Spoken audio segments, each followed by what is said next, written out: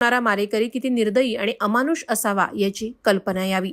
यशश्रीचं शव सापडलं तेव्हा तिच्या पोटावर तसंच संपूर्ण अंगावर असंख्य वार केल्याचं आढळून आल्याची माहिती पोलीस सूत्रांमार्फत देण्यात आली।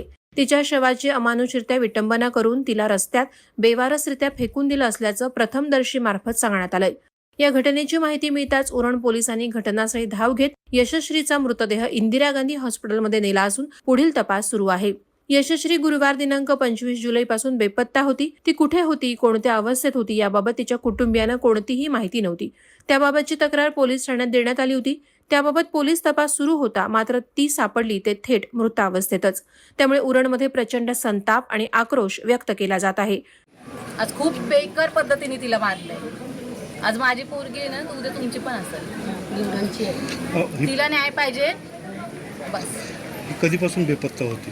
ती गुरुवारपासून होती। सकाळी 11 वाजता गेलेली ती। सकाळी 11ला गेली तशी ती तिच्या मैत्रिणीकडे गेली। मध्ये ही घटना घडलेली आहे ती एकदम घृणास्पद अशी आहे। आपल्या घरच्या मुली, आया बहिणी यांची सुरक्षितता आज वेचीवर टांगलेली आहे। इंग्रज जसे आपल्या आया बहिणींना करायचे त्या पद्धतीचा खून आज केलेला आहे। जशी घटना घडलेली आहे, आज आम्ही 22 वर्ष पोलीस स्टेशनवर कामं करतोय, दक्षता समितीवर। कधी अशी घटना घडलेली नाही उरणमध्ये, अशी घटना घडलेली आहे। आज आपण बघितली त्या मुलीकडे। आज गरीब आमच्या पूर्ण महिला संघटनेचं एकच म्हणणं राहील, त्या मुलाला फाशी झाली पाहिजे।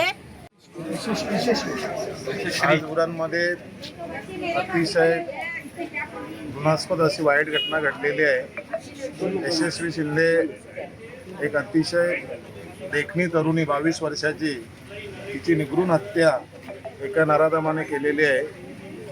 आणि अशा हत्या आपण या नजीकच्या काळामध्ये